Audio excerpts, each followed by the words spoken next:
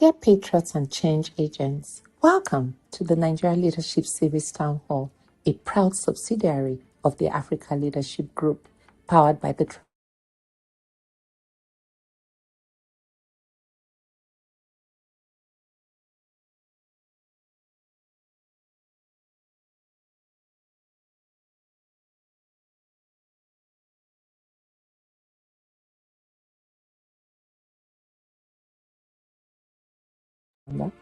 This series reflects his vision, which is to promote the emergence of real, ethical, and accountable leaders. God bless you. My name is Itwa Igodalo, President, Tri-Africa Foundation.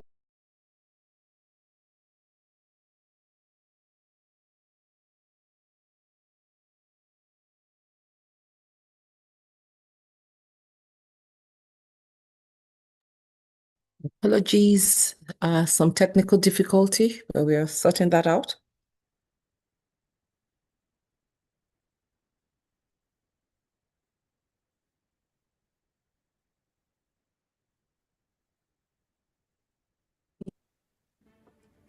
Dear patriots and change agents, welcome to the Nigeria Leadership Series Town Hall, a proud subsidiary of the Africa Leadership Group, powered by the Tri-Africa Empowerment Foundation.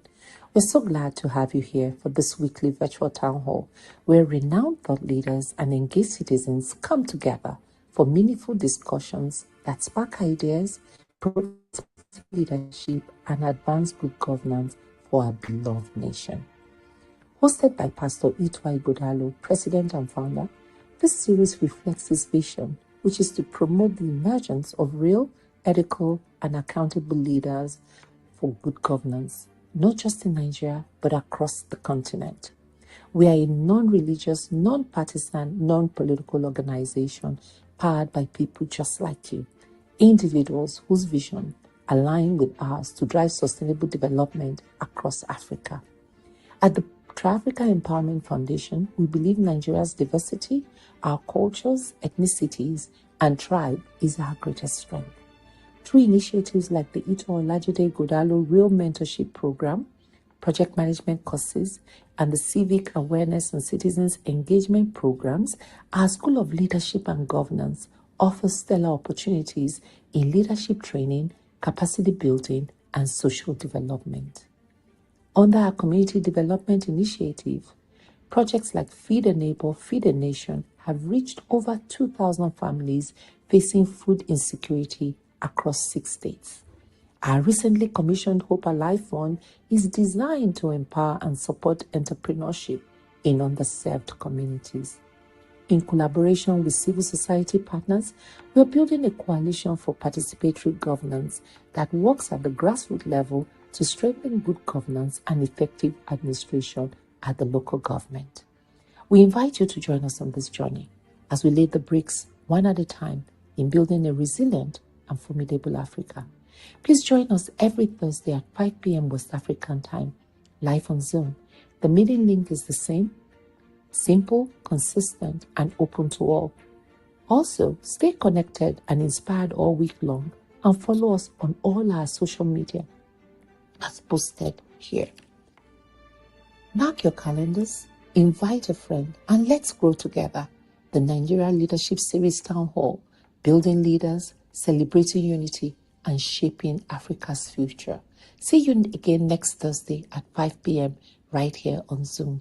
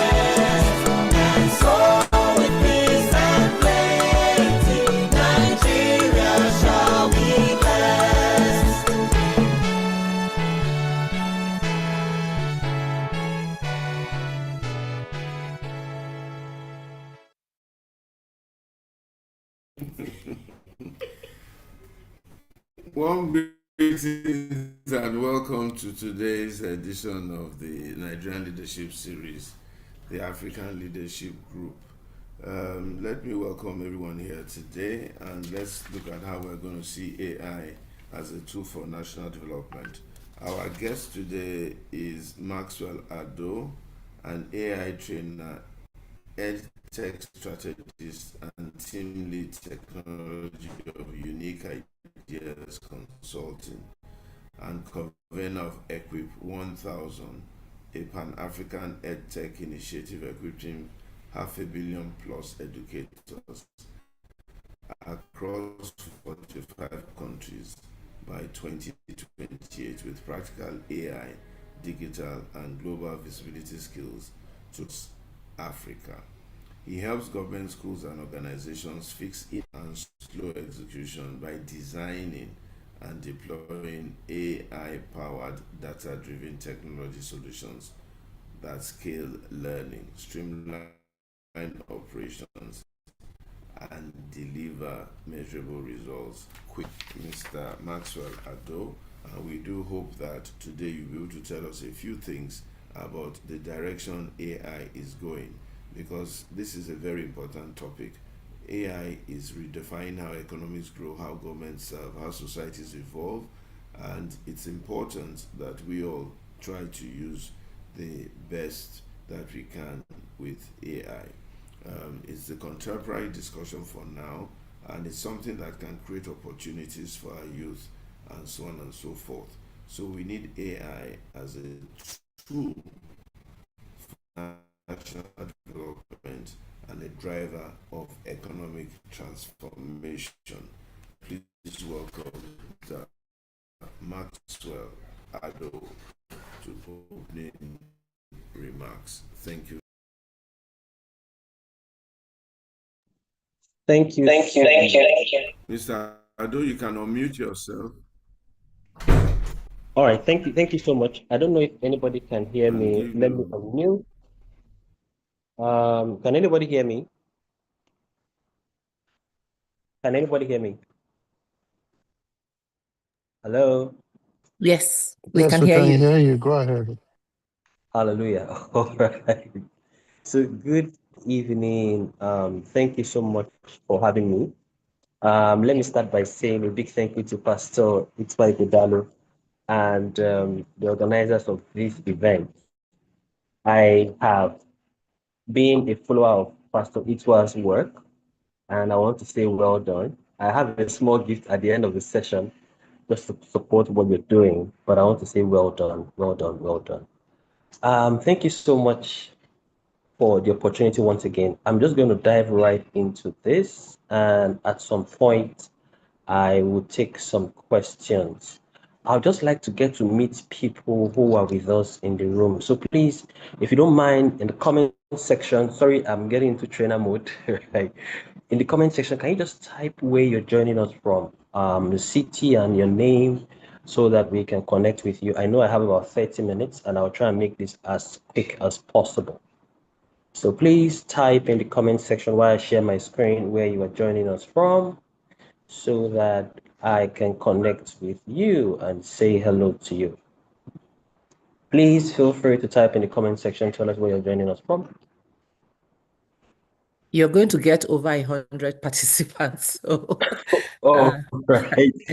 Okay, so let me just jump right into it. That's fine. Okay, I'll just take a few. Abubakar Yusuf, Zaria, Atlanta, fantastic. Okay, so I'll just take like two more and I'll jump right into it. Okay, but thank you everyone. Please, I just want to advise, grab your pen, grab a notepad, because you are going to be learning some things today. So I'm just going to be speaking briefly about overcoming barriers to AI adoption and how AI can be used as a tool to drive development in Nigeria, basically. Now, if you can see my screen, just type 1 in the comment section. If you can see my screen, just type 1 in the comment section. I am presently sharing my screen, so if you can see we my can screen, see your screen. It's projecting very well. Thank you. Fantastic. Great. Now, I'm going to be speaking to some barriers, some things that, thank you very much, David. I'm going to speak into some barriers, some things that hinder people from adopting AI, from leveraging AI to get the best.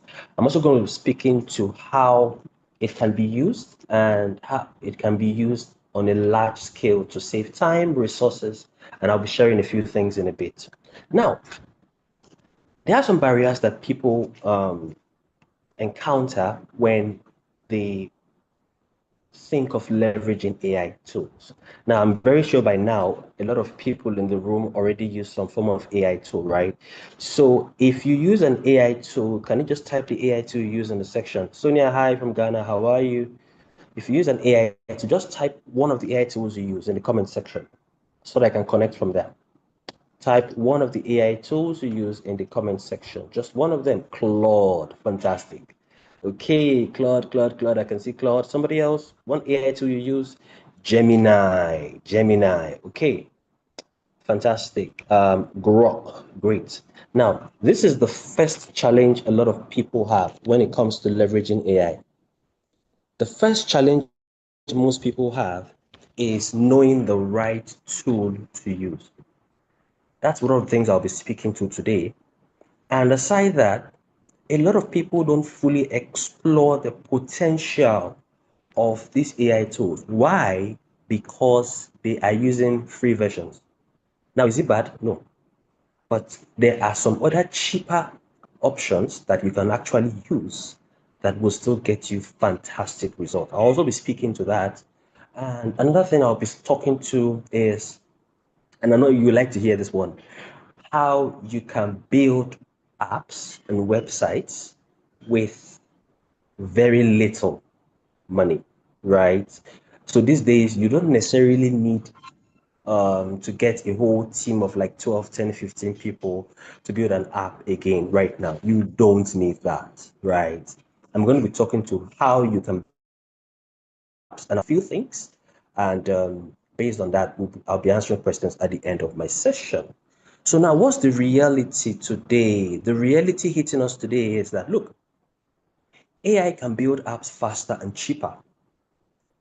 Way cheaper than ever before we had. Now, a lot of people are not aware of some of these tools. If there's anybody on this call who has built an app before, please, can you just type 0 in the comment section? If you have built any app before using AI, can you just type 0 in the comment section? Anybody? I'll be waiting for responses. So this is one challenge that a lot of people have, right? Not knowing that AI can help them to build apps faster, cheaper. Before now, when you want to build an app, for example, how many days or weeks or months do you think you need to build an app? If you have built a website before, you've built an app, you got a tech team to build one for you. How long did it take them? Now, it will take you as much as 2-3 months if you're going to assemble a whole team, right? Now, this is one challenge that has been holding a lot of people back from jumping on various ideas and transforming them into products that can actually change the world. And the solution to that, I'm going to be speaking to. So I'm going to be speaking to 5 key challenges: the high cost of building apps, the high cost of AI tools, the lack of knowledge, poor prompt engineering, and then data privacy concerns. You hear people say, "Oh, I'm scared of putting my data into any AI tool. It's going to be used to train the model and stuff." Now let's start with the first one: high cost of building apps. Now, building an app requires a team of at least 6 to 8 people. You need a program designer, you need a UI UX designer, you need a back-end developer, you need a front-end developer. If you have the money, you can get a full stack. You need a project manager, right? All these people are required to build an app. Now, it takes a lot of time, resources, and that can be a whole lot of trouble. Now, just in case you are having that challenge when it comes to building apps and you are wondering, oh my God, when will my idea ever get to see the light of day? The solution for you is what I call vibe coding. Now, yes, please. Yeah. Now, vibe coding is one tool. Now, how can vibe coding be used? How can vibe coding be used as a tool? So now, imagine an area, a particular part of the world or a particular part of Nigeria is struggling with how to come up with an energy solution, right, for people in that area. I'm going to show you something real quick. I built something that helps people to be able to come up with design an energy solution that would help save costs and help them draft a fantastic plan for a particular environment, right? So now this is built with AI, for example. So let's say a particular area, for example, let's say an off-grid village in somewhere in Abuja is thinking of, oh, how can we have a sustainable energy solution? With AI, they can build something that would help them do what? Decide what do they need based on a particular cost. Should they go for solar panels? Should they go for wind turbines? Should they go for biomass generators? How should they leverage the resources available and still stay within the cost? As an economy, for example, let me go to the education space, right? How can we use AI to build the country? Now, I've been in the education space for a long time, and I can tell you something for free, right? Now, if your child doesn't attend a private school, most teachers in the public school or the government schools don't really understand the individual learning styles of the children, right? Now, what that means is that the teacher doesn't understand how the child learns. If it's a visual learner, if it's an auditory learner, if it's a kinesthetic learner. Now, AI can help teachers understand that, okay, if I'm dealing with an auditory learner, this is what I need to do. I need to present these learning materials. I need to present these things to this learner. This is how I should teach the learner. So imagine having the students in Nigeria having some of their information stored in a database where a teacher can just go and then leverage that information to give the students feedback and know how well best to teach them. This is a practical application of how AI can be used to drive national development. Now, let's come to the space that has to do with helping people earn more money, right? To reduce crime rates, to reduce unemployment rates. Basic tech skills, for example, about how vibe coding works, is important. Why? Because when they understand these things, they can also earn. They can earn. And once they earn, of course, once a person's mind is busy and engaged, you can be so sure that the tendency for that person to be involved in some funny things is going to be greatly reduced, because at the end of the day, the person is earning, the person is his mind is engaged, right? And it's going to drastically reduce crime rates. That's another way AI can actually drive national development. Now, we can also have AI being integrated into the various government parastatals. How? Capacity building. Capacity building. Now, let me quickly speak to that. There is a tool called Claude, like somebody mentioned, right? And there is a new feature, it's called Claude Cowork. Now, what does Claude Cowork do? Claude Cowork allows you to give instructions to your computer to execute tasks for you on your behalf.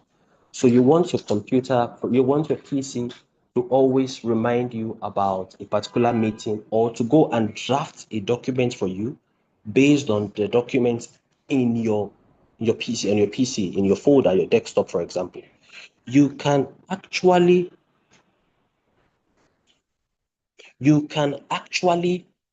use Claude Cowork to ask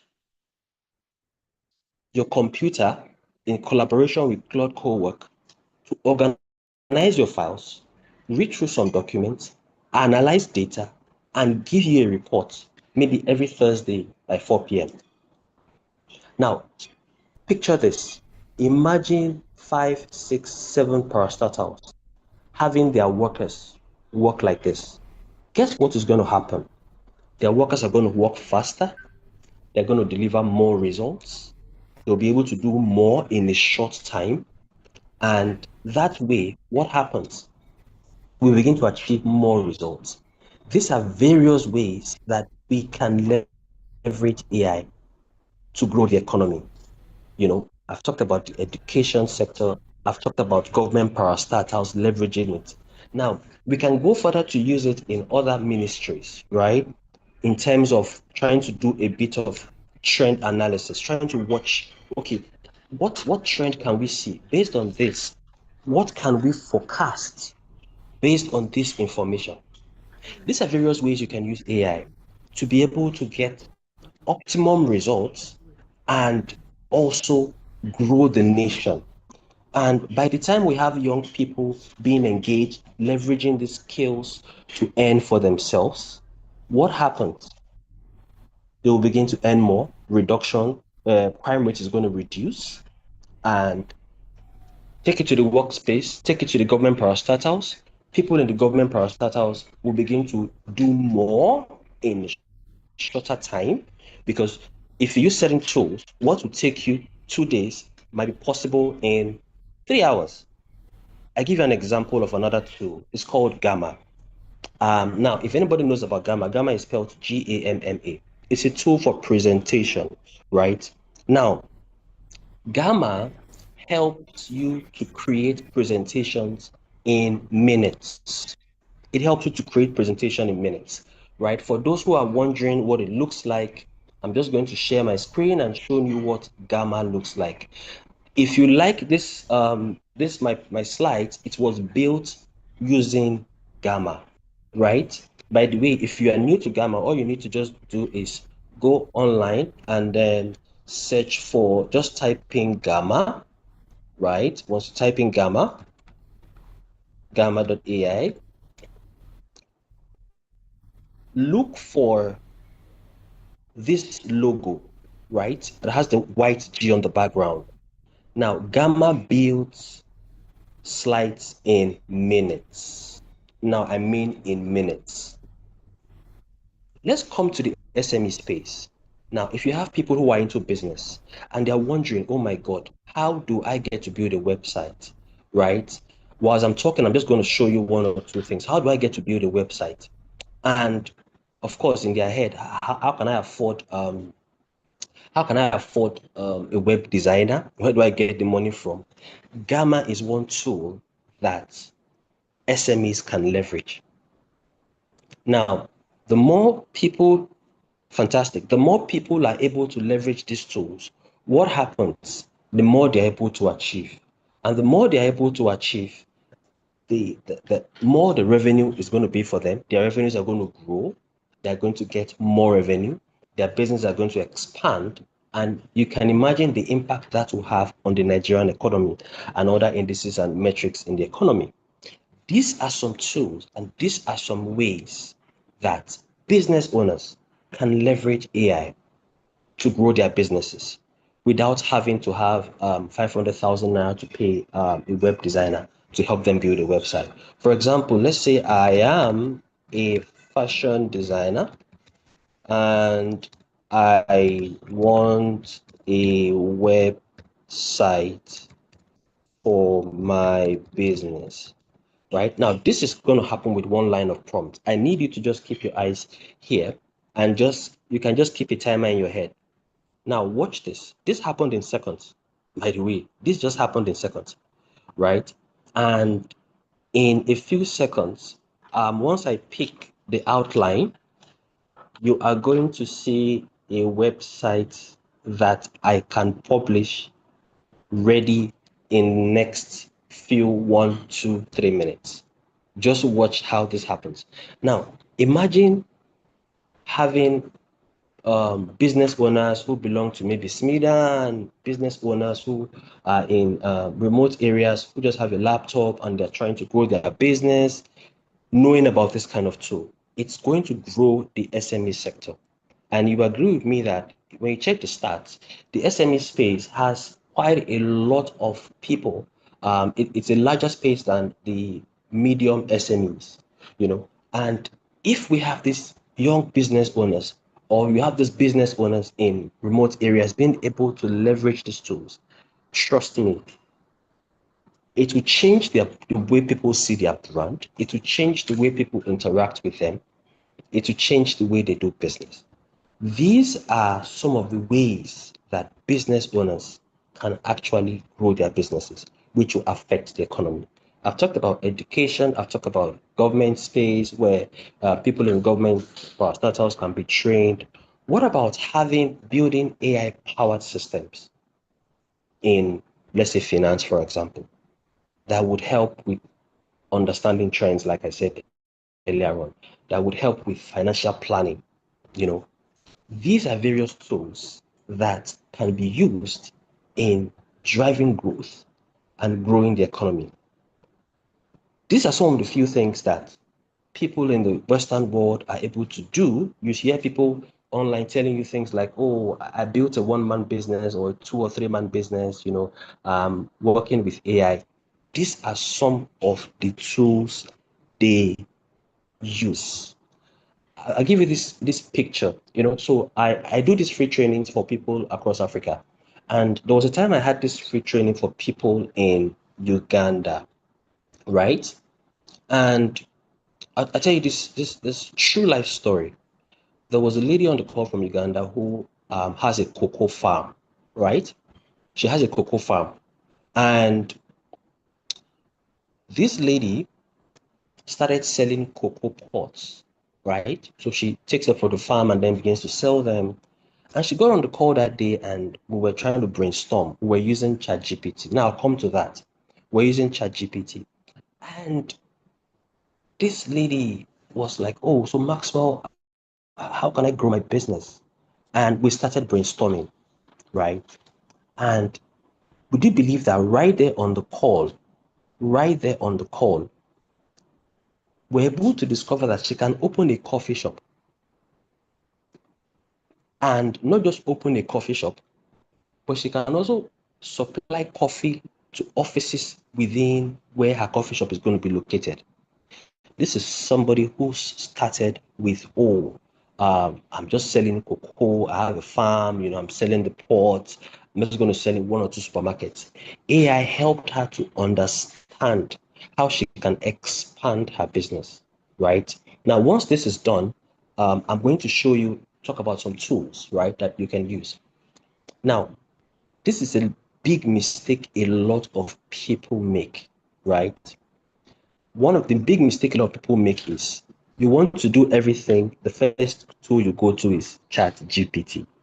For God's sake, there are a lot of tools that can do various things. ChatGPT is not the only tool, right? Now, as you can see, this is a website being created already, right? And people can access this with a free plan, right? And have a particular number of tokens which they can use, right? Now, this is going to transform somebody's business. This is going to change the way person does business.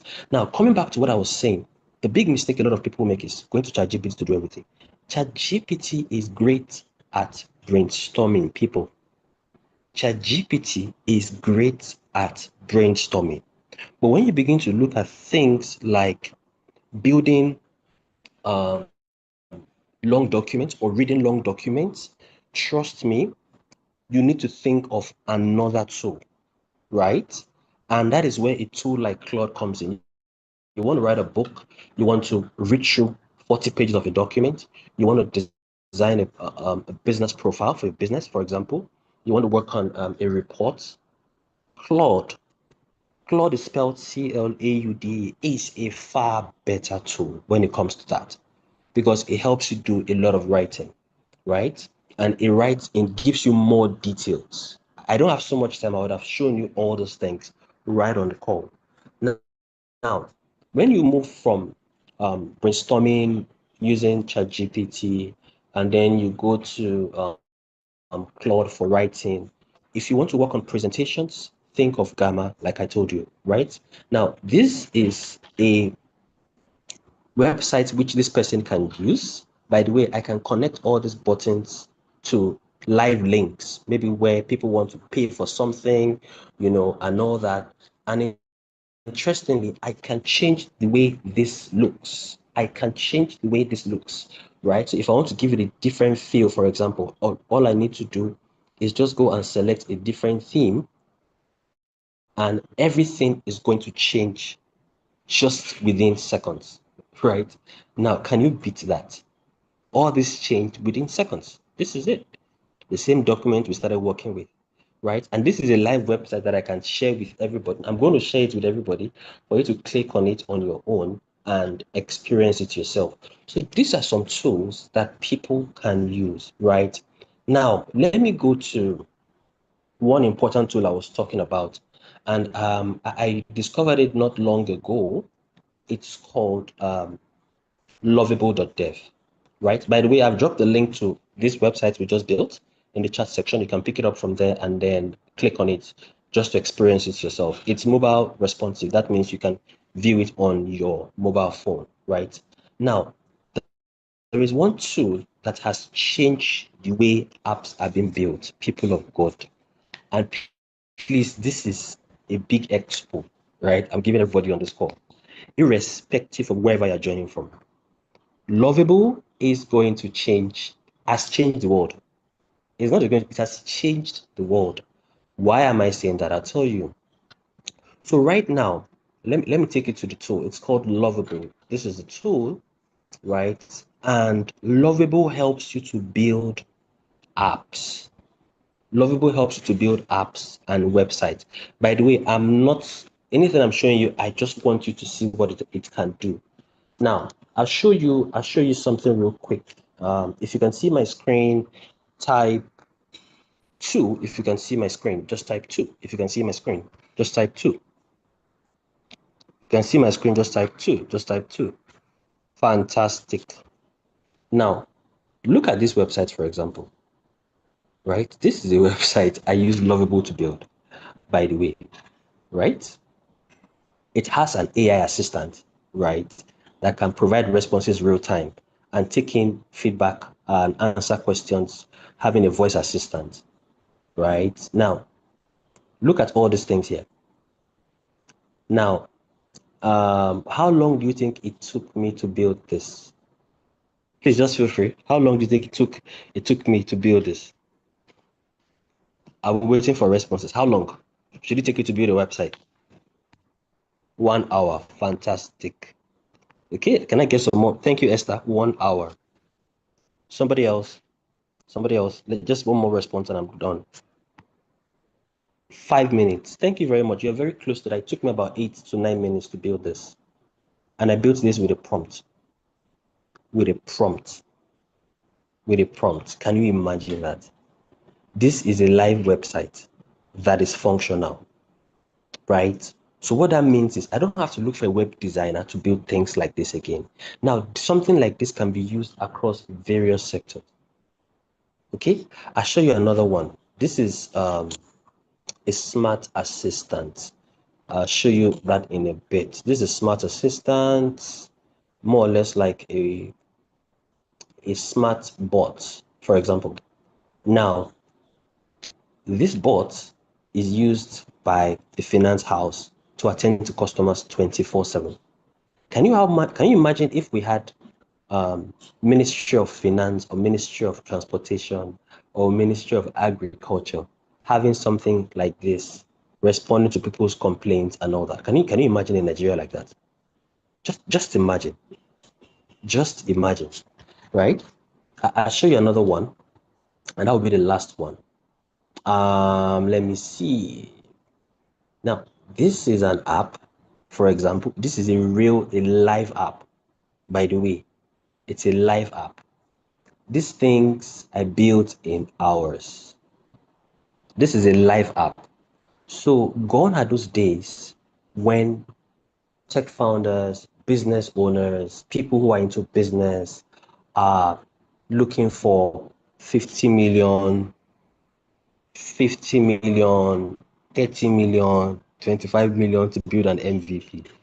With $500, for example, $700, you can build an MVP as far as it's not a complex app. An MVP is a minimum viable product, something you can take to the market to prove your idea or concept. These are the various ways that we can leverage AI to transform our nation, to curb crime, to meet the needs of people. Can you imagine applying this in the medical space?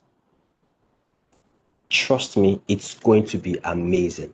Now, if you don't want to use Lovable, I'm going to share one more vibe coding tool with you called Emergent Labs, right? Emergent Labs. It's another tool that is affordable with less than $500 or $700. You have your app running. You have your app running. Now, well, I'm just going to quickly touch base on prompt engineering. So a lot of people struggle using AI tools because they don't understand how to give the right prompts. The next time you want to prompt, you don't have to think so much about what prompt to give. Ask the AI tool that this is what you want to do. Tell it to advise you on a prompt, right? I'll do something. Let me see if I can do this real quick. I know my time is up already. I want to build a website. Please give me a prompt I can use that has enough details. Now, I'm not following the prompt engineering process, right? Because I don't have time. I'm rushing through this. I'm really struggling to say all this in a short time, but then I'll try and do my best. Now, I want to build a website and I don't know which prompt to use, right? Now, can you see? Can you see what it gave me? Can you see what it gave me? So the next time you are confused about the right prompt to use, talk to your AI tool. And one last tip I'm going to leave everybody with is don't stick to one AI tool alone. I use Grok, I use ChatGPT and Claude at the same time. So every time I get on my PC, I use Claude, I use ChatGPT, I use Grok. Why? Because they will give you different responses most times. So I combine their responses and I'm able to get the best option. This is a life-saving tip always. Yes, yes, yes. Thank you very much for that. So I use at least 3 AI tools, not just one, right? And you can use the free versions. You can use the free versions, right? Now, something I'm going to wrap this up with is when you are thinking of leveraging an AI tool, always ask AI which tools it suggests you should use that are cheap and affordable. There are a lot of AI tools there that are free that you can actually use. Okay. And it's always best to ask, oh, I want to design flyers. I see a lot of flyers out there these days from either Gemini or ChatGPT, and I'm like, oh my God, you get to see almost the same kind of design. While meanwhile, there are so many tools out there. There is a tool called Julius.ai. Julius, Julius. Julius.ai can analyze spreadsheets, chunk of data for you, right? Can you imagine we having this being leveraged in the corporate space, in government power startups? Is going to transform the way everything is done.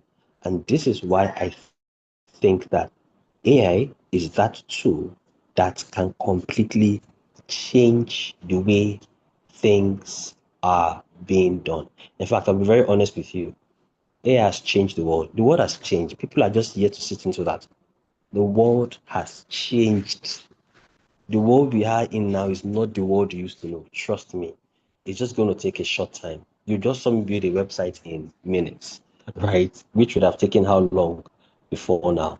So at this point, I know I don't have so much time.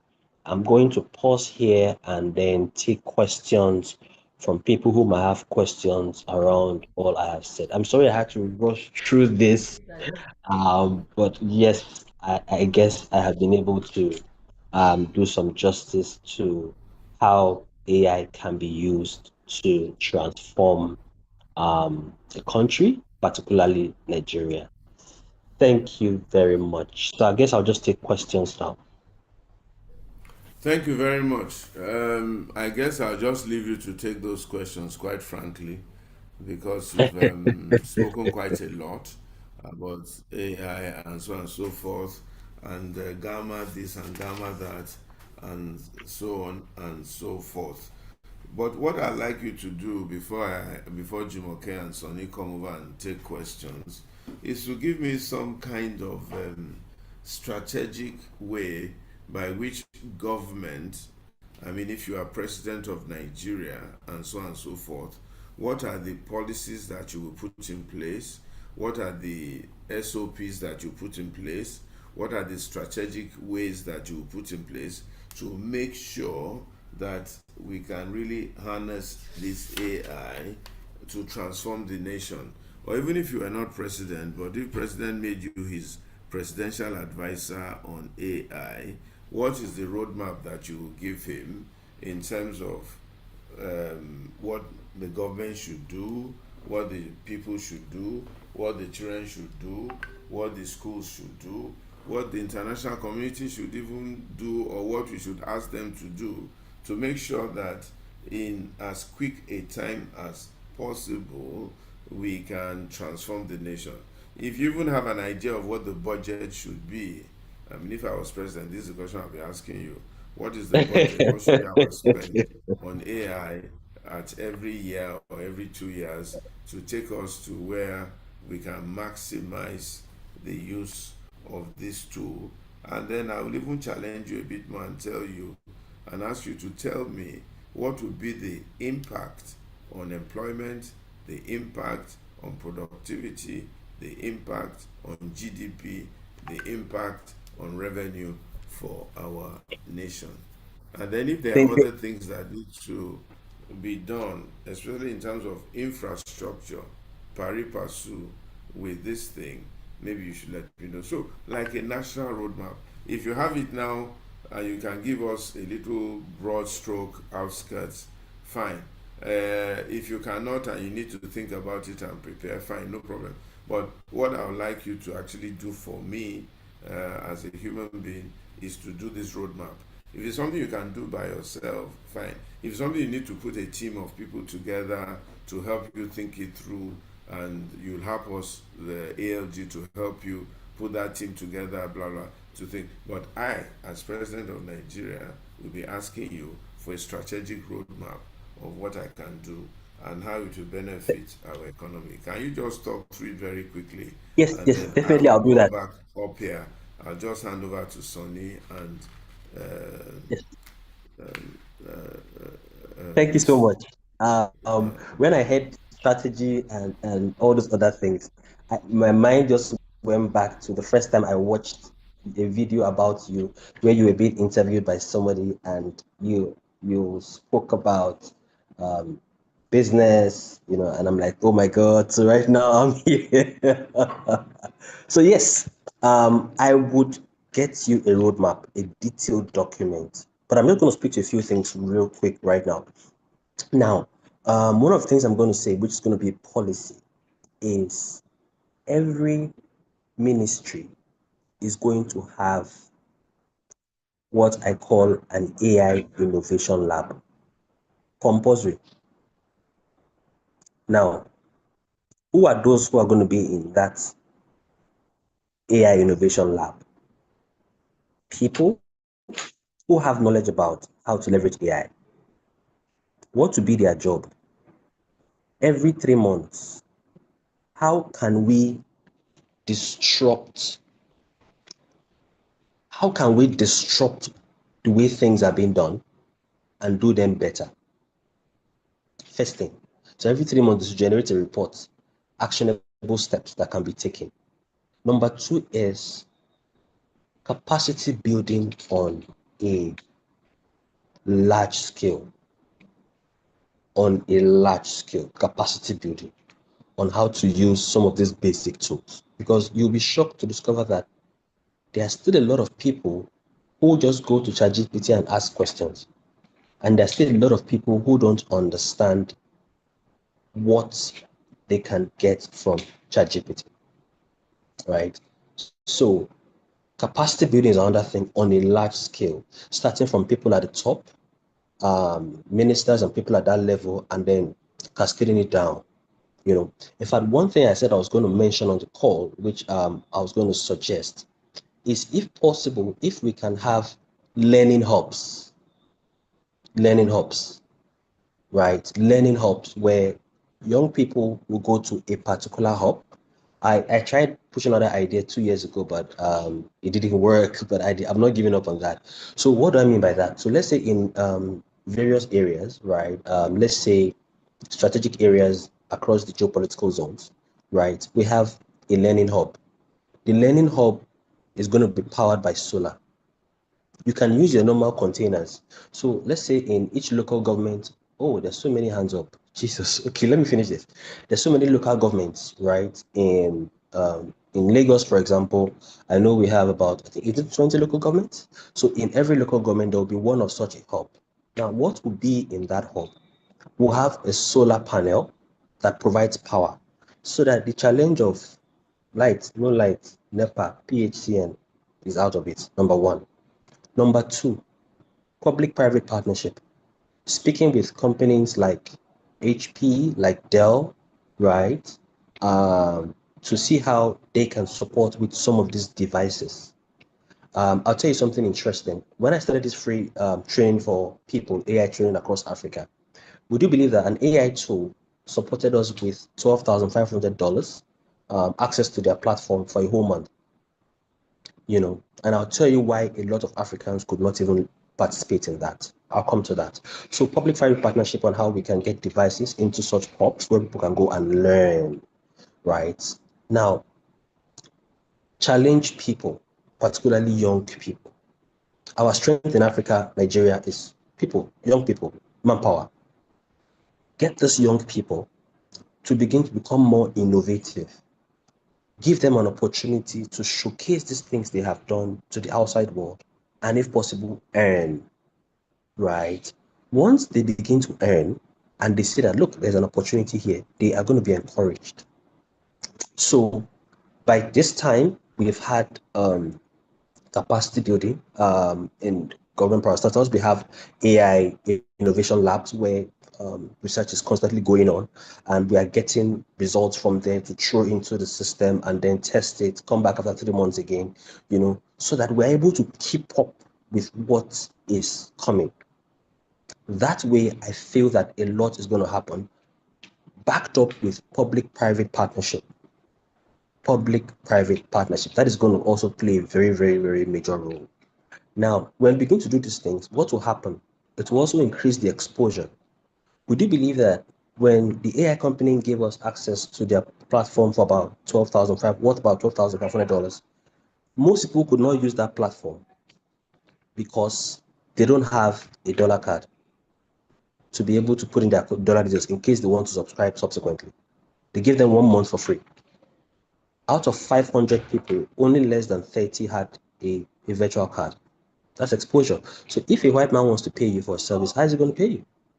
Right. So I believe that these things are going to expose people. Capacity building is going to expose people to a lot of all these things and help them to expand the way they think, and gradually they will be able to cascade these things to other aspects of the economy, and from time to time we go back and then revisit the plan, think of what we need to change, and how we need to move this forward. In fact, like I said, I was going to say, and I would gladly make myself available, right? I would love us to see how we can physically train 50 young people on how to write code. is going to change a lot. It's going to change a lot, and I would make myself available physically, right? Once this is approved, all we need is a location so that we can begin to change people one after the other and push this change across the country. If we start this, then as time goes on, you realize that people in the rural areas will begin to feel the impact, because of course people will send money back home and also send things back home. They'll be able to get some of these devices, and they say, look, do you know that you can actually use AI to transform your business? Oh, really? Yes. How? What do you sell? This. Oh, go and ask it questions. And before you realize, everybody's beginning to get on this AI bandwagon, and you would see that, one, GDP is going to be good, crime rate is going to drop. I'll put all this in the roadmap and share with you based on some statistics, facts, and data. And this is how we're going to have a better Nigeria as far as we stick to this plan. I would ensure that I would get the roadmap across to you in less than a week from now, so that we can look at it and see the little or the much we can do. Yes. Thank you so much. Thank you so much.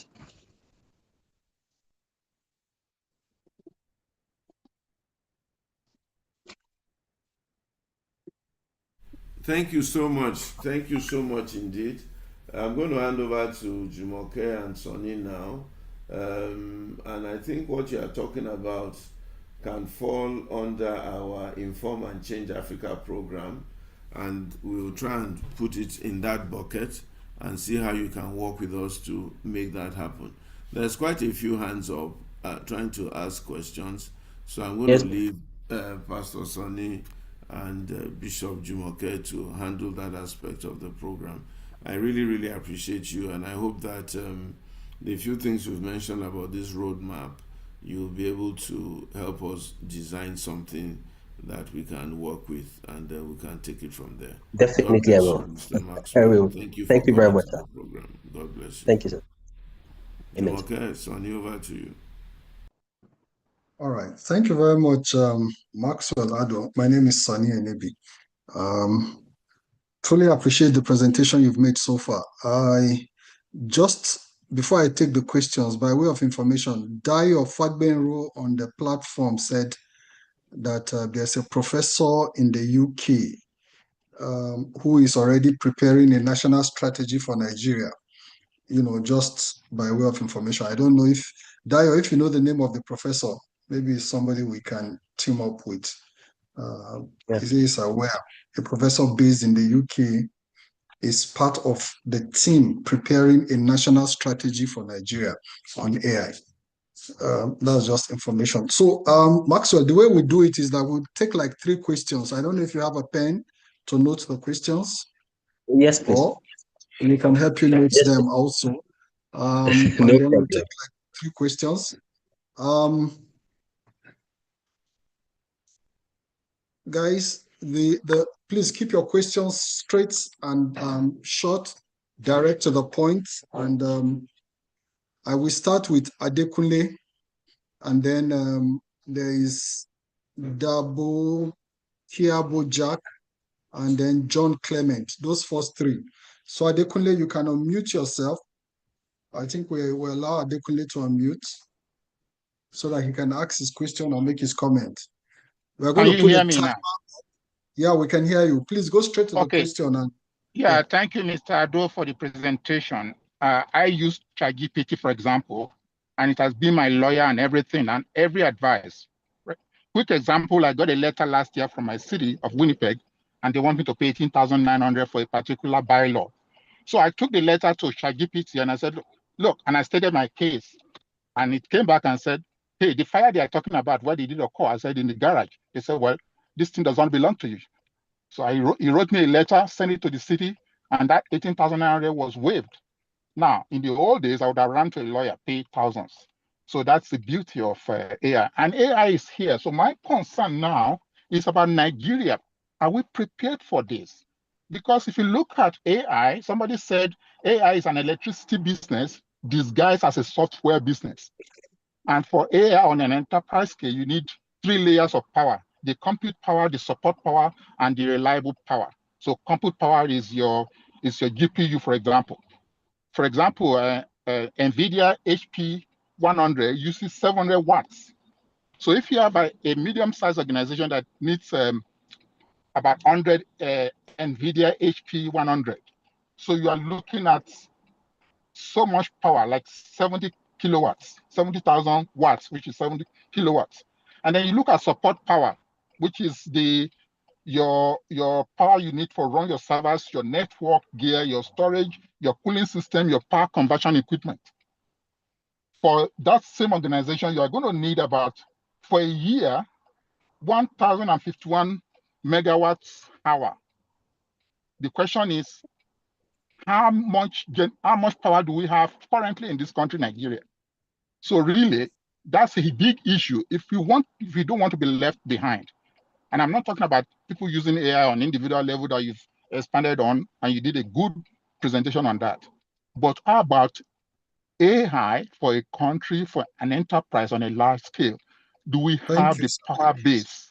Do we have the power base? Are we going to be left behind? This is part of my issue with Nigeria as a country. Are we going to be left behind? So thank you. I don't want to take too much time. Thank you very much, sir. Okay, I go to Dabo Akiabo Jack. Allow Jack to unmute.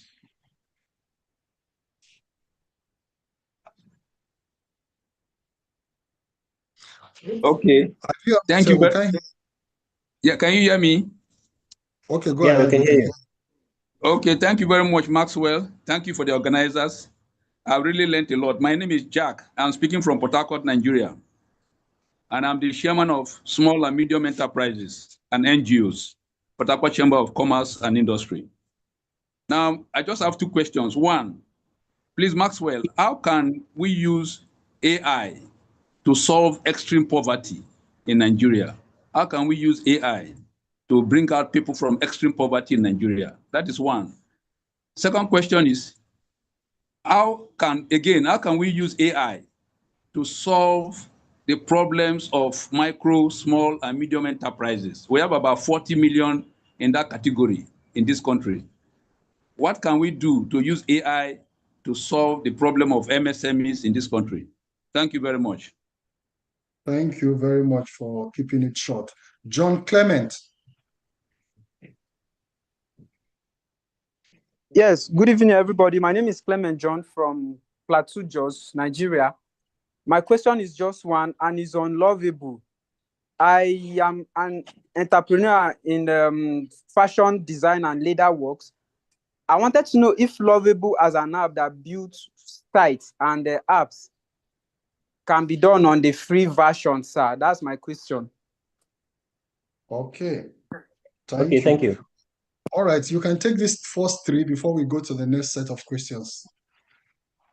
Thank you very much.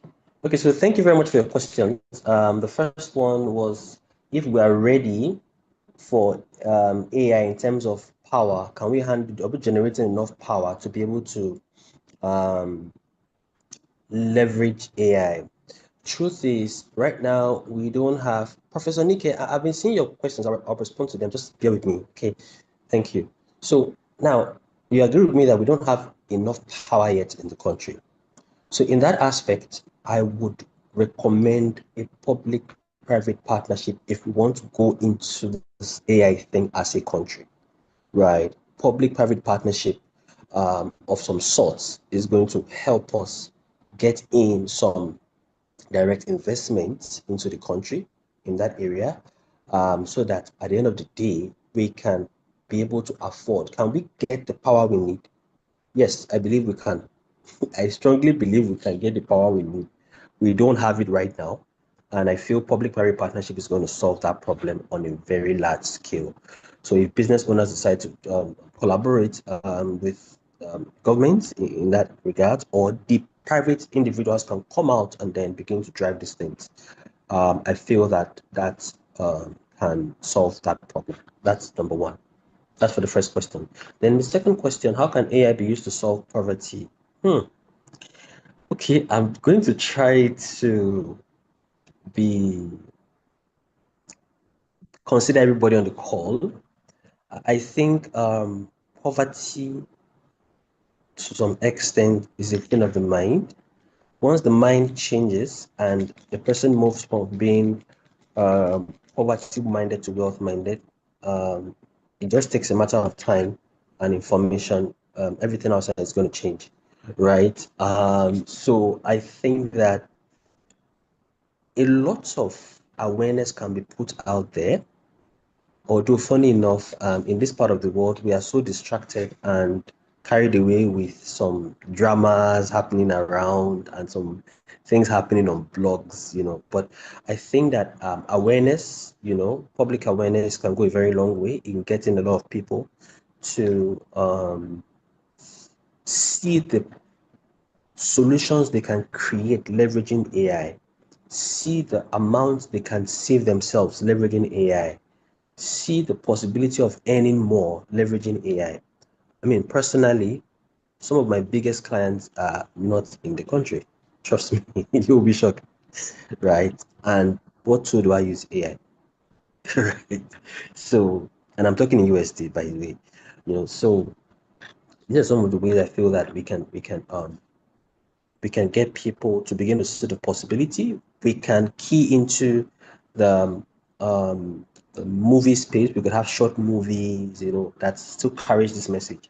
Everybody watches movie, right? Most people watch movies. They go to YouTube, so we can package this idea in a short movie and then push it out there, and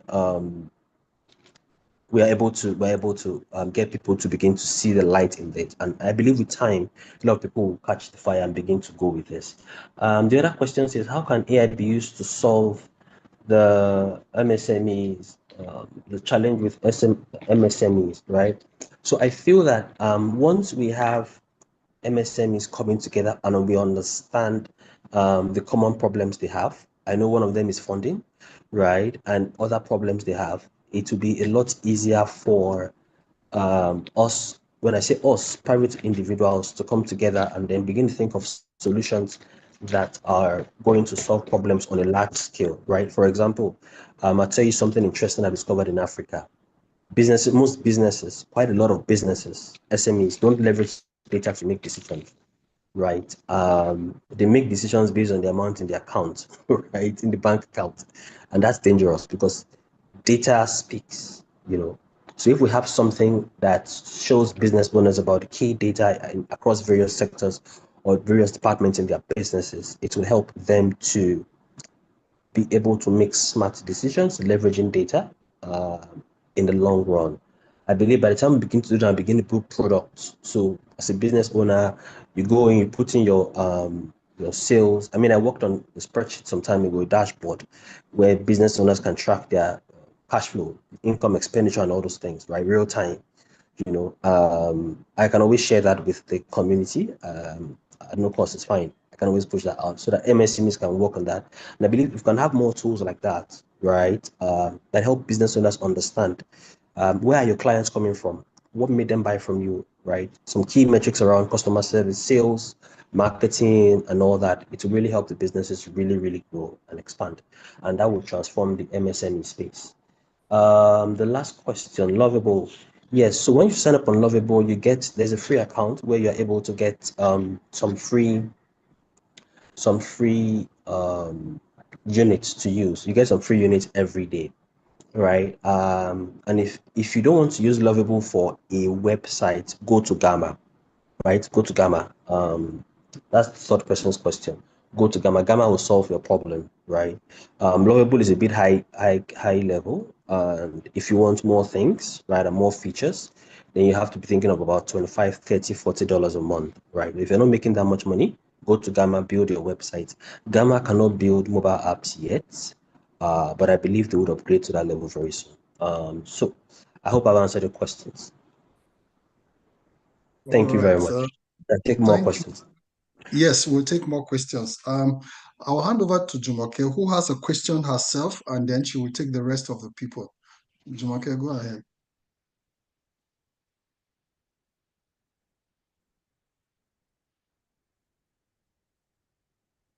Okay. Before Jumake comes up, Ibrahim Saidu, go ahead with your question. Sorry, I was muted and I was speaking and I did not realize I was muted. We All can right. go ahead and take Ibrahim if you want. Yes. Okay. Good evening, sir. Good evening, Mr. Ibrahim. How are you doing? Thank you for your wonderful lecture, sir. I just have two questions, sir. Go The ahead, please. first question, what role can AI play in curbing insecurity, particularly in Nigeria as a case study, sir? Two, which of the AI tools best used for writing a textbook for nursery students?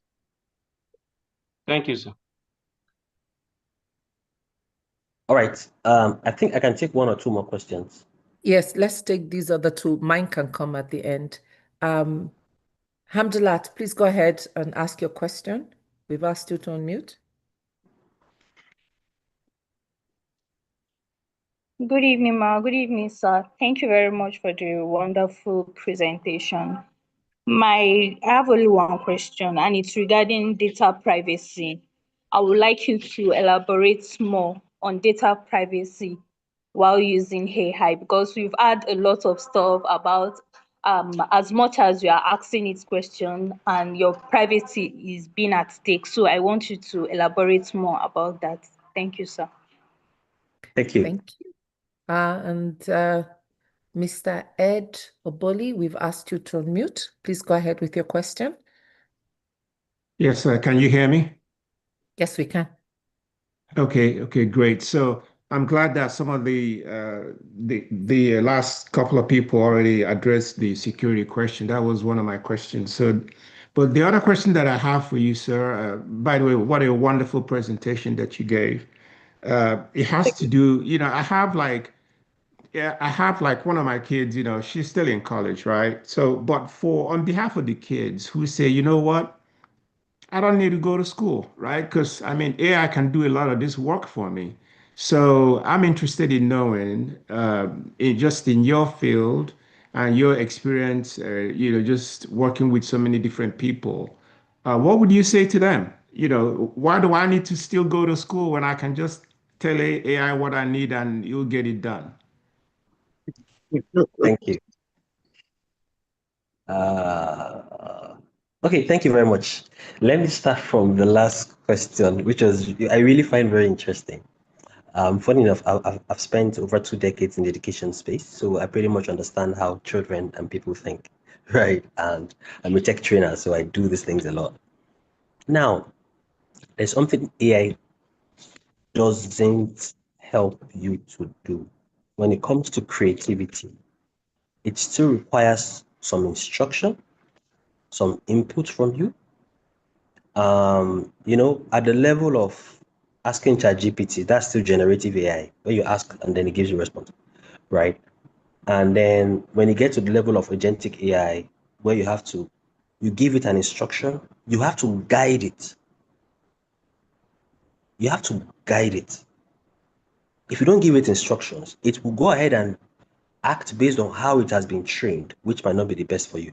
And like you will always hear or see on any of these AI tools, AI can make, so can somebody help me with the last word? Mistakes, right? So no matter what, take time to read through your content that is being generated by AI, whether it's a book and all that. So kids need to understand that, yes, AI is great, but it can't take away creativity, right? It can't take away creativity at all. It's important, and the AI still needs them to direct, right? Now, moving on to data privacy. Now, let me say this quickly. When you use free AI tools, the AI tools, they use your data most likely to train the model. So I'll give an example. Claude, when you use the free Claude version, Claude can use your data to train the model. What is an AI tool? A smart brain, that's all, that has been taught on how to think. Full stop. right? So when you use paid versions, there are some data privacy policies in place that protects your data. So when you use paid versions like Claude Pro, for example, and then the rest of them, they don't train the model with your data. So going as deep into Claude Core work that goes into your computer and does work as far as your computer is on, there's internet connectivity. First of all, you grant access though, but it does not train the model with your data, right? So there's a virtual machine that's going to live on your PC and does the work. So once you're using a paid version, this applies to other tools, right? And you can check this out for yourself, right? There is always this data protection policy that guards or protects your information. Okay, that's around data privacy. And then tools to write a textbook. Oh, very simple. Go to Claude. Go to Claude. Now I'll give you a cheaper option. It's called abacus.ai. Abacus.ai. If you want great writing, use Claude Pro. Claude Pro is $20 a month, but Abacus, abacus.ai is $7 for the first month and then $10 subsequently. But it has about 6 to 8 of these various tools inside one place, right? So abacus.ai, for example, is not free. First month is $7, subsequently $10, but it's cheaper to spend $10 and still get that amount of value than spending $20 if you don't have so much money, right? So to write, Claude is great, a great tool to write if you ask me. A very smart tool. How can we use AI to curb insecurity? Now, so we can take it to the level of having drones inspect areas that are very dangerous and provide real-time data to some softwares that are on ground. Now, this software, so there's a way, just like you have facial recognition, for example, right? So there's a way you can have some pictures, all right, trained to the model of which software you're going to be using. To say, look, if you see this kind of picture, right, send a signal or raise an alarm or something, right? If you see this kind of picture, so you can have drones. Human beings don't have to go to the dangerous places. Drones can go and then look around and give some real-time feedback that saves human beings, right? And at the same time, you can also use AI to do a bit of forecasting in terms of flashpoints to know, okay, where are going to be some likely flashpoints, right? Can do a bit of trend watching and analysis there for you and forecasting. These are some ways that you can use AI to reduce insecurity, in the country. I would love to speak more to that, but I don't have so much time, right? Thank you so much. I hope I've answered all your questions. Yes, you have. And we're going to take the last set of hands because of time and start to close. We have Chana. Chana, please go ahead with your question. We've asked you to unmute. Okay. Okay, Chana, good please go evening. ahead. Okay. Yes, good evening, everyone. Thank you once again for that lovely insight that we got. It was really, really enlightening. What I want to ask is, how do you deal with the issue of copyright when you're using AI? Because you have a lot of things that people do that could be similar. So how can you deal with the issue of copywriting? Thank you. Thank you. And next question. The last hand is Mrs. Lawson. Mrs. Bumi Lawson, please go ahead, ask your question. And then I'll add mine to that. Go ahead. We've asked you to unmute.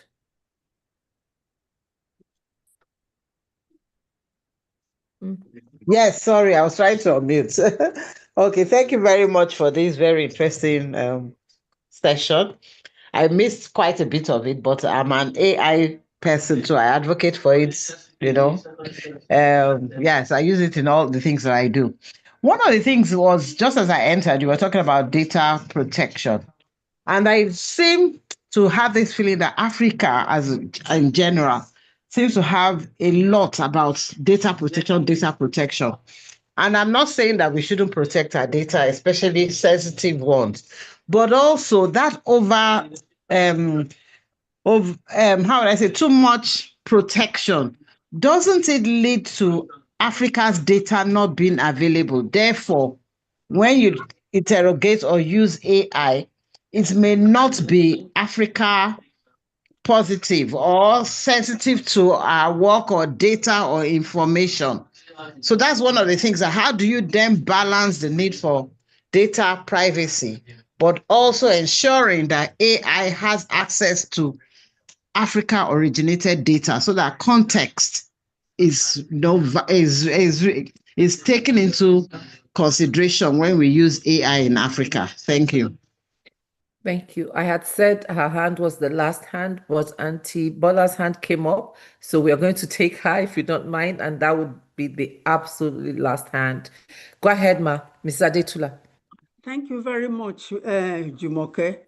I have not been joining the last 3-4 sessions because I have problem with my laptop. I've just got a new one. I'm still trying to maneuver around. Now, thank you, Mr. Ado, or Professor or Chief, whichever one, pick the right one. Now, I am so scared of this AI. There are so many videos out. There are so many things out that I don't believe anything nowadays. Because everything now is AI generated. And you have to be very, very careful. Having said that, as an 80-plus-year-old woman, I'm not going to do anything about business or whatever. But at the same time, I have to be very careful. I just watched a video yesterday of one Oyibo woman who was scammed of all her life savings that she had to be moved out of where she was living, over $300,000. So this is one of the why AI. This my new computer has been telling me whenever I want to write something, let AI do it for you. I say no, I can write it myself. No, it's very scary, very, very scary for people. Somebody like me, that is my own. Thank you very much. Thank you very much. Thank you very much, Ma. I wanted to add mine to that. It's along the lines of what Mrs. Adetula had stated. You've talked a lot about the positive side of AI, but what are some of the downside? There are also social interaction issues that I'm concerned about with AI, and also just replacing human beings, job losses as well, which also has economic impact. You're talking about, yes, businesses that can benefit from it, but what about businesses or people that can also lose from the use of AI? There has to be some kind of balance with the benefit and the negatives or the cons of AI. If you could also add that to your response, would appreciate that. Okay, thank you very much. Thank you very much. So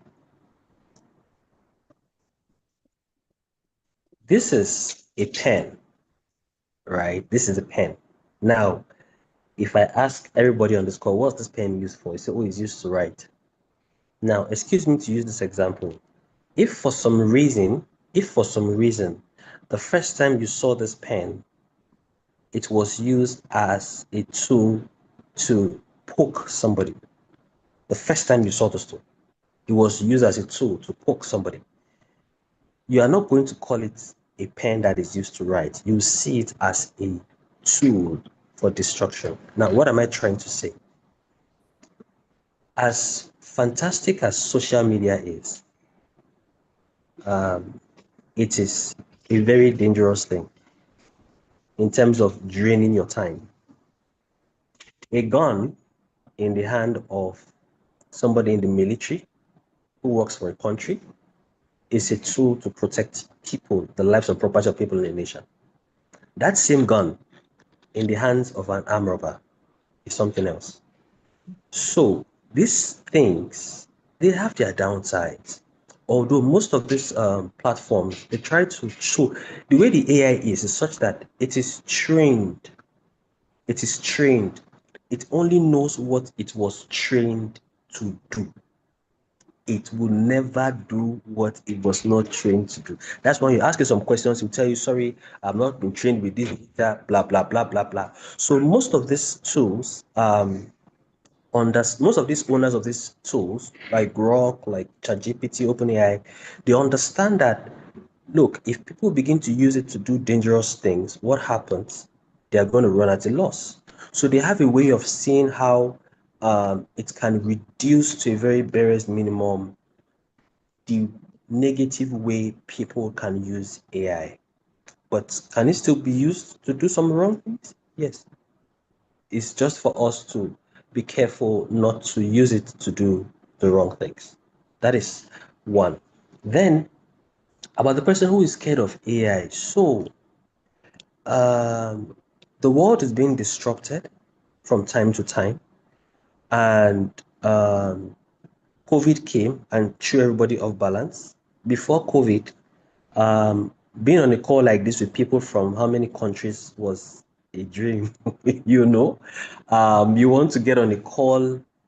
If you're not speaking to somebody in another company in another country, maybe somebody from Amazon or somewhere for one business or one software and all that, you might never get on a call with somebody like this in another continent. So technology has come and has changed the world. And believe me, it has changed. I'm not going to scare you. I'm not here to scare you, but it has even changed fast. It has changed faster than we can imagine. It's yet to hit Africa in about 5-8 years. It's coming, right? For us to get into that reality. Are people going to lose jobs? Let me put it this way. People who don't know how to use AI might struggle, right? So whatever you're doing, find out what AI tools can be used in your space. I'm into sales. What AI tools can I use? I'm into marketing. What AI tools can I use? And that will still keep you relevant. Because like I was telling you earlier on, to build an app before now, you need about 6-7 professionals. I mean, I used to have people who used to build my apps for me. And in the last couple of months, I've not had to call any of them. And I've built fantastic apps at my convenience without sitting in stand-up meetings for 30 minutes every day, throughout the week. So, I mean, this change is here. And I think it would be nice to just be careful, embrace it, and then just position ourselves in such a way that we are not going to be losing out in the long run. Then downsides, yes, the tool can be used for the wrong things. People can use it for the wrong things. Yes, somebody can build an app to do some dangerous things, but they keep also trying to see how these tools remain safe to some extent. But then we can't control everything. Then somebody talked about using the data. Okay, how can we? So yes, I know a lot of Africans are afraid to put in their data, right? And as a result of that, we have limited amount of data from Africa to be able to train these models. Now, the truth is this, with time, these models will still be trained, right? And people will begin to adopt these things. Before now, it was Google, right? You want to find out anything, you go to Google. But right now, everybody has ChatGPT on his phone. Everybody has Grok on his phone. And that is the new, it even gives you smarter answers. So, of course, you want to go to ChatGPT before going to Google, if you have to go to Google, And let me say this, other things are coming. AI tools are coming, right, to change the way things are being done, right? Other tools are coming, right? So it's just so I believe a lot of awareness is going to help Africans to be more comfortable using these tools, and just ensure that if they want to put in some sensitive data, it has to be paid versions where their data is being protected, and but then use these tools and just use it ethically, smartly, and carefully. Copywriting, so to a very large extent, AI has made a lot of people become very, very lazy, right? And a lot of people just create content, and in fact, there are AI tools that can use to create music right now. Trust me. You just put in your lyrics and it creates a song for you with your beat and everything. These things are there, but like I always tell people, anytime you use any AI tool, try to read through, take your time to go through the information that it generated for you. And as much as possible, even when you get some information from these AI tools, try and tweak it to suit what you want, right? What you want to get, so that there's this level of authenticity. So even when I get some documents from AI, I still take time to read, tweak some areas, and at times run it through some paraphrasing tools, right? So that I'm sure that there's a level of authenticity in whatever I'm pushing out there. There's Grammarly, there's another one, I'm trying to remember the name right now. There's GPT-0, there are a couple of other ones out there, right? So even when AI gives you some information, try and go through it, make some changes so it's more authentic to you, and that way that can help protect your authentic work out there. I think I've gone beyond my time. Thank you so much. You're good. We have a few more minutes left, so thank you. We're going to ask you to give your closing remarks, but with your closing remarks, I just have one more follow-up question. I know you're going to be working on a plan with Mr. President on how we can expand this AI training, but I would like you to also include that social responsibility for those that we train. You mentioned some of them, and how do we also help them use AI responsibly? So that would be my ask for you as part of that plan. And you also mentioned that you do have workshops. Again, I want to thank you for the sessions you've had with our youths. I think it's probably one of the most popular sessions from the feedback that I've heard, and I'm sure Thank you you. probably will be doing more workshops with us. So we want to really appreciate your time and the efforts that you're putting into it. One more question for me, and you can add it to your closing remark, is has there been any proposals, or have this been proposed to any public agencies? And if so, what was their reception? Thank you very much. I wouldn't want to mention names of agencies. I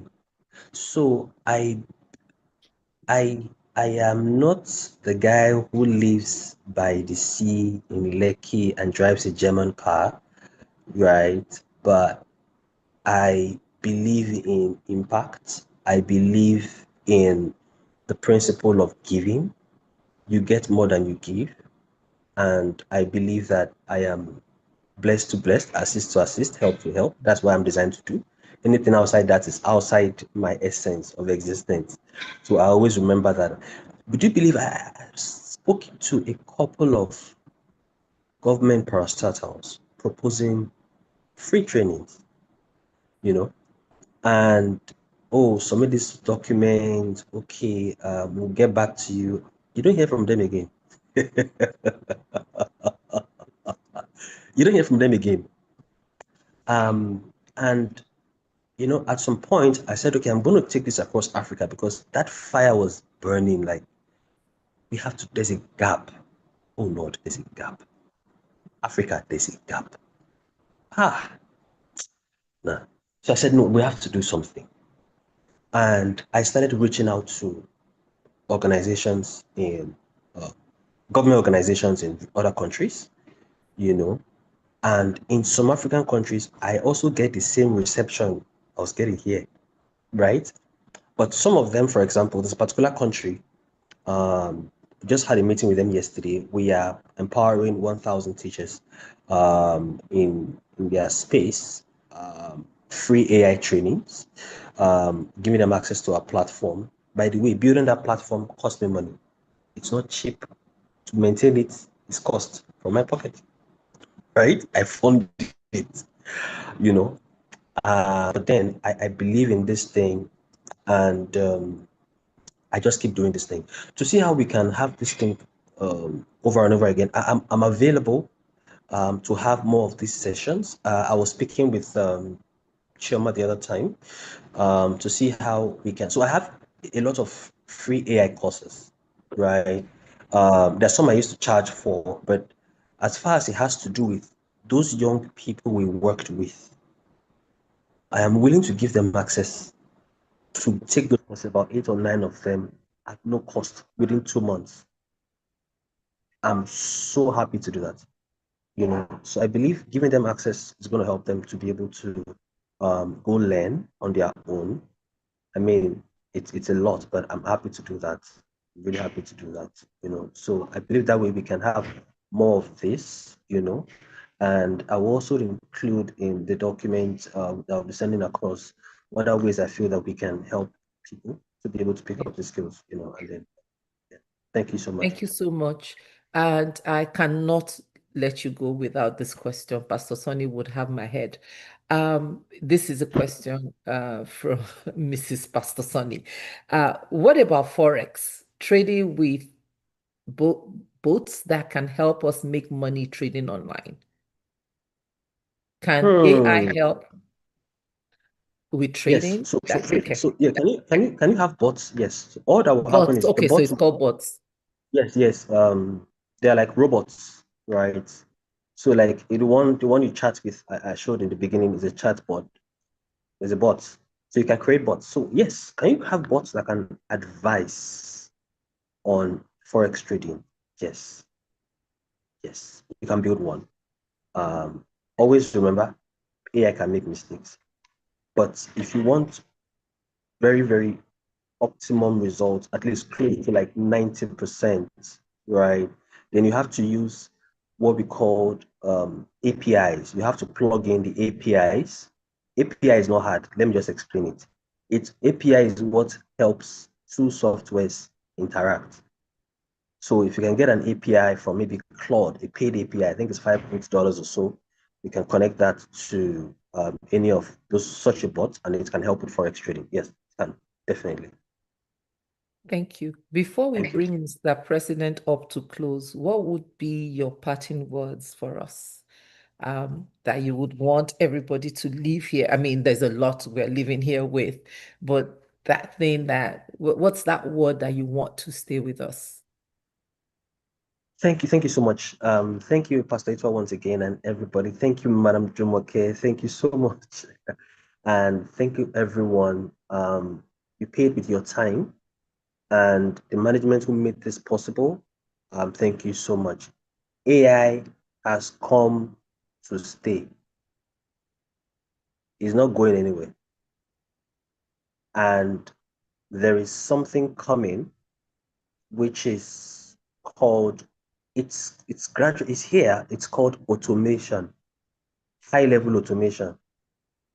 It's going to swoop a lot of people up their feet, and it's coming. It is coming. So position, get the relevant knowledge, stay informed, know how to use these tools, and you'll be fine. Thank you. Thank you very much. Really appreciate your time here. I'm going to bring Mr. President up to close, but I wanted to take a couple of announcements, and just again that we meet here every Thursday at 5 p.m. Same Zoom link, and just different topics. But I think Mr. Maxwell Addo has really challenged us on maybe having a follow-up workshop with him, but we'll let you know if that's the decision that Mr. President wants us to go. So thank you, everyone. Over to you, sir. Well, let me thank our speaker today for doing, again, an excellent job, and all those who ask questions here and there. I'm very grateful to everybody, and I'm happy that we'll be able to get somewhere. I'm expecting from him the write-up and the roadmap that we discussed, and I'm hoping that we can be part of our Green Book at some stage when we do the next set of Green Books. And by God's grace, I've reviewed the Green Book now. I think it's an excellent document, and hopefully sometime this year, maybe second half of the year, we will launch it, and we'll be done on another trajectory. I want to thank all the young people on our platform, the youth. They're doing a fantastic job, I'm very excited about how things are going with the youth and also the corporate angle that we are working on and getting a lot of corporates involved in this transformation. And bit by bit, the whole thing is gaining momentum and gaining grounds. Once again, let me thank the back office people.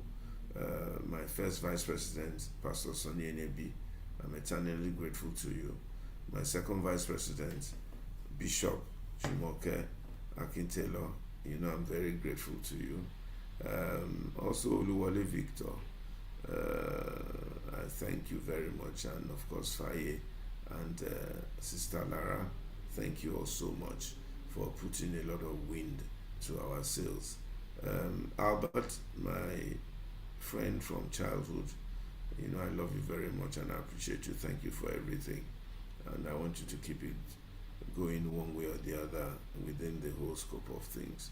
I'm hoping that by God's grace and by His mercy, our labor and our efforts will not be in vain, and all our backroom aunties and elders that support us, Professor Grange, Auntie Kuti, and a few others that your name just escapes my brain. Auntie Fumi, Auntie Bola. Auntie Fumi, Auntie Bola, the after party gang. With Jumoke as the vanguard of the after party gang. I thank you so much. Even that after party has been extremely beneficial to us in terms of ideas and producing people. And of course, my friend Kentebe, thank you so much for driving the youth the way you are driving it. And Chioma, I really bless God for your life and all that you've done and the value that you've added to what we're doing. God bless you all.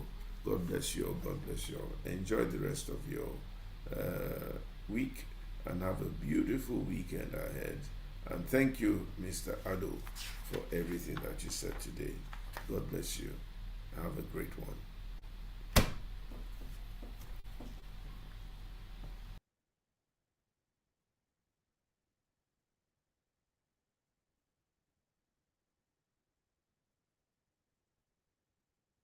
Pai, can you turn off YouTube, please?